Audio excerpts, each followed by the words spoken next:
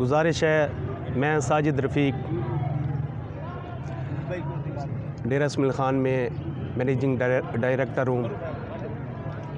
तकरीबन 4-5 petrol pump है मेरे पास और एक आर्टिस्ट भी हूँ। शरीफ ख़ानदान से ताल्लुक़ है और हमेशा कानून की पासदारी की है और कानून से मदद लेने की कोशिश की है।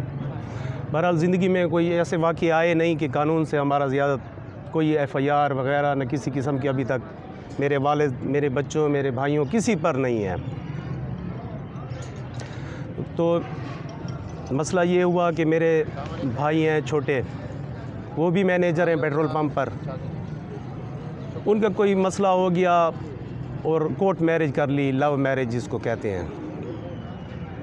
तो वो हमें बताए बग़ैर चला गया। जब वो कहीं पहुंच गया 8-10 घंटों के बाद तो हमें पता चला। तो मेरे बच्चे, हम वालिद साहब घर में नहीं थे, मैं नहीं था, तो ये निकलने में कामयाब हो गए, निकल गए वहाँ से। और हमें तवातर से मैरिज के बाद, उनकी कोर्ट मैरिज के बाद धमकियाँ मिलना शुरू हो गई। बहरहाल हम अल्हम्दुलिल्लाह सही सलामत हैं। बड़ी मेहनत और कोशिश है, क्योंकि हमारे पीछे लोग फिरते थे, हमारे घर को आग लगा दी गई। पहले बुरकों में मलबूस आए, उसके बाद घर को आग लगा दी, दरवाज़े तोड़े, सामान उठा लिया। हमारी यही जमा पूंजी, कोशिश करते हैं 1 रुपया भी इधर उधर का ना आए, जमा पूंजी जो थी उसको उठा लिया और बाकी घर को आग लगा दी। हम FIR कराने के लिए थाने गए तो उन्होंने कहा जी ऐसे तो नहीं होगा, इन्वेस्टिगेशन होगी पहले। तो हमें इतनी समझ नहीं आती, कभी वास्ता नहीं पड़ा था थाने से। हमने कहा ठीक है जी। तो वो पुलिस वाले हमारे साथ गए, उन्होंने देखा हर चीज़ जली हुई, ताले टूटे हुए, सरिये उसमें डाले हुए, कुछ कमरे वगैरह बच भी गए हैं। ऊपर की बिल्डिंग बैठ गई है जो हमने पता नहीं कितने सालों की मेहनत से बनाई थी। ज़ेवरात, पैसे कुछ मिल गए, दूसरे कमरों में पड़े थे और अक्सर उठा लिए। उन्होंने सब देखा पुलिस वालों ने। तो हम साथ गए थाने में, तो उन्होंने कहा ठीक है, हम जी आपको इन पर FIR काटते हैं। तो नहीं हुई। फिर हम एक दिन छोड़कर अगले दिन गए और सब दोस्तों को ये पता हो कि ये क़यामत हमें ईद मिलादुन्नबी की रात हम पर ढाई गई। हम इस दिन को ईद की तरह मेरे बच्चे और हम मनाते हैं। ईद की रात ये दर बदर थे, हमारे पास कुछ भी नहीं था, कपड़े मांग कर पहने, बच्चों स्कूल की किताबें वगैरह सब कुछ जला दिया। हम जा नहीं सकते थे थाने, रास्ते बंद थे। जब हम गए तो वो कुछ हम पर हंसते भी थे कि हाँ अच्छा आपकी जान को ख़तरा है, अच्छा जी आपकी चोरी कर ली। यार हमने कहा खुदा की कसम हमारे साथ ये हो रहा है, लेकिन वो कुछ लोग हंसते थे। कुछ दोस्तों की मेहरबानी भी है पुलिस वालों की, उनकी मदद से आपके सामने हम बैठे हैं, नहीं तो शायद हम में से कोई पूरे बंदे नहीं होते। उनके साथ 72 लोग हैं। हमारी अभी तक FIR नहीं हो रही। जुल्म खुदा का ये है, वो कहते, वो वहीं अदालत बनाई हुई है। खुदा के लिए मेरी अर्ज़ है, खुदा के लिए पाकिस्तान को बचाना है। हम तो TV पर देखते हैं नया पाकिस्तान, नया पाकिस्तान। मैं झूठ नहीं बोलता, मैंने भी इमरान खान साहब को वोट दिया है। मैंने तो कहा कि नया पाकिस्तान है। जब हम गए FIR का दूसरी दफ़ा पता करने, तो मेरा वालिद 68 साल उम्र है, फ़ौजी रिटायर है, फ़ौज से, हेल्थ से। 68 साल की उसकी जमा पूंजी, हमें वो घर नहीं नया लेकर दे सके, उसी घर बाप दादा को वाले को बेचकर हमें बना दिया और हम भी नहीं ले सके। 4 पंपों का मैं MD हूँ। हम ऐसे लोग हैं, बस गंदे हैं, अच्छे सबके सामने, लेकिन उसको बंद कर दिया। हवालात में मेरे सामने, मेरे पाँव के नीचे से ज़मीन निकल गई कि नया पाकिस्तान मैंने तो कहा था। चलो पता नहीं होगा, उनको पता नहीं होगा क्या हो रहा है हमारे साथ। तो आप दोस्तों की मेहरबानी, आप उनको बताएं कि हम 7 दिन हवालात जेल में, मेरे वालिद साथ थे जो मिंबर रसूल पर नात शरीफ पढ़ते हैं। ईद मिलाद दिन के, नबी के दिन इनको पूरे साल इंतज़ार होता है। ये यहाँ सामने नात शरीफ पढ़ते हैं, किसी से पता कर ले। सारी ज़िंदगी इनकी ऐसी गुजरी है। हमारी ये FIR भी नहीं काटते। हमारा कोई गुनाह, कोई कसूर, कोई आप लोगों की समझ में आता हो आप बताएं। खुदा के लिए ये बच्चे देख रहे हैं, ये बच्चे कोशिश कर रहे हैं हलाल से पले, लेकिन हम कैसे ऐसे माशरे में कैसे रहें, हम क्या करें, मुझे समझ नहीं आ रही। खुदा की कसम, हमने तो कहा था हम जाएंगे, हमारी इज़्ज़त करेंगे, हमें वो तहफ़्फ़ुज़ देंगे बस। और जो पूछना चाहें मुझे तो समझ नहीं आ रही मैं क्या कहूँ। अब ये जुल्म है। हम गए हैं SHO साहब के पास भी गए हैं, उन्होंने कहा आप लोगों को शर्म नहीं आती, अगवा करके आ जाते हैं थाने में। हमने कहा सर खुदा की कसम हमें पता नहीं है, पानी हमें पता नहीं है, हमारे भाई ने ऐसा किया है, गलती की है, हमें सज़ा खुदा क्यों देते हैं यार। 3 साल तो मैं बोलता नहीं था उससे कि इस किस्म के काम ना करो, वो उनको भी पता था। हम गए SHO साहब के पास, उन्होंने कहा आपको शर्म नहीं आती।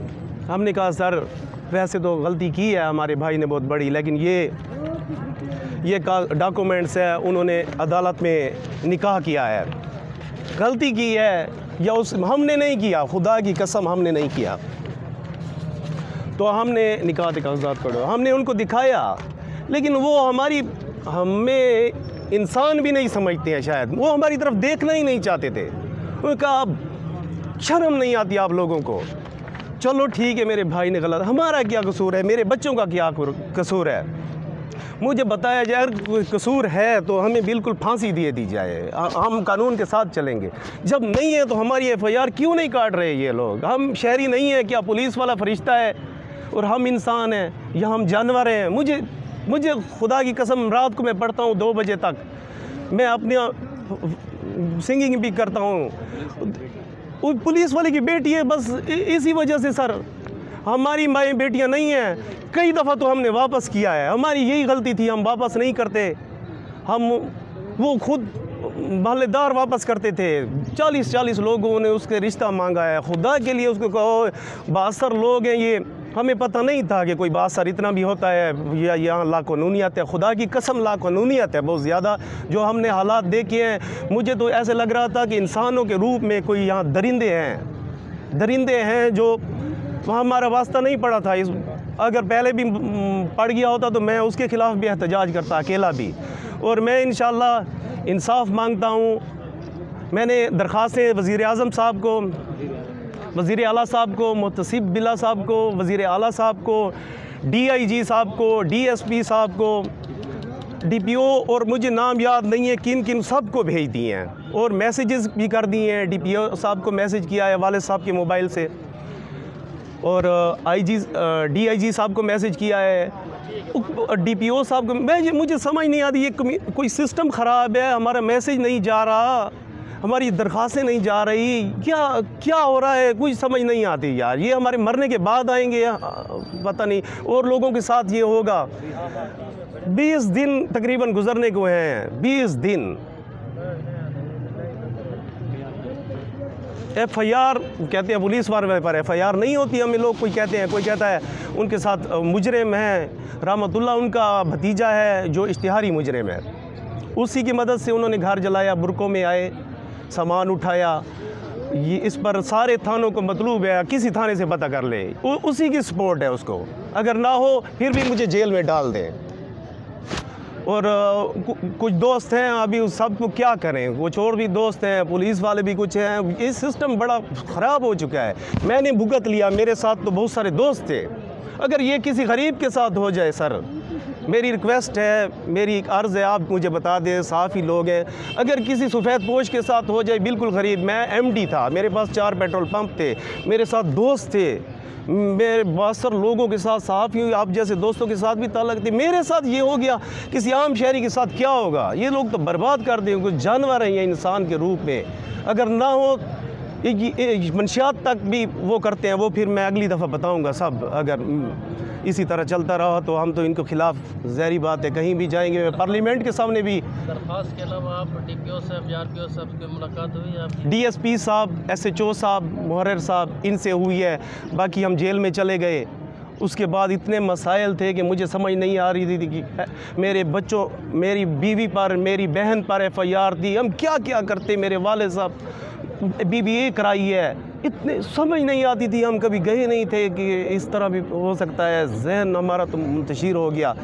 तो जा रहे हैं सबके पास, एप्लीकेशन वाले सब रिटायर हैं। ना भी कोई आपके ऊपर FIR है, जो पहले FIR है इन्होंने दर्ज की? सर हम जब थाने में गए अपनी FIR करवाने तो उन्होंने हमें कहा कि आपका पता करें, इन्वेस्टिगेशन हो गई। हम दूसरी दिन गए तो हमारी FIR तो नहीं हुई, हमें उन्होंने अंदर बिठा दिया।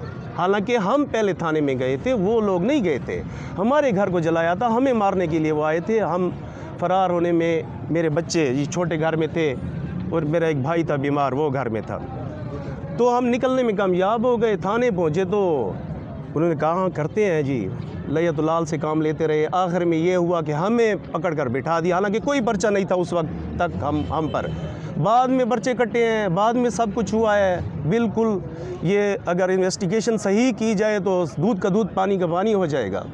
वो अदालत वहीं बनी हुई है ना, वो कहते हैं नहीं उन्होंने तो किया नहीं है। ये आपका भाई और ये उसके साथ जो शादी हुई है वो कहाँ पर है? इधर ही है? वो लाहौर, वो बाहर हैं, वो बाहर हैं, लेकिन वो भी प्रेस कॉन्फ्रेंस करना चाहते हैं। अगर आप लोग, वो बयान दे दिया? बिल्कुल बयान है, जज साहब के सामने कर दिया है। सर जी ये जंगल का कानून बना हुआ है, किसी को हम पर तरस नहीं आ रहा। मुझे समझ नहीं आ रही कि मसला क्या है। अभी भी पुलिस आपको तंग कर रही है या फिर?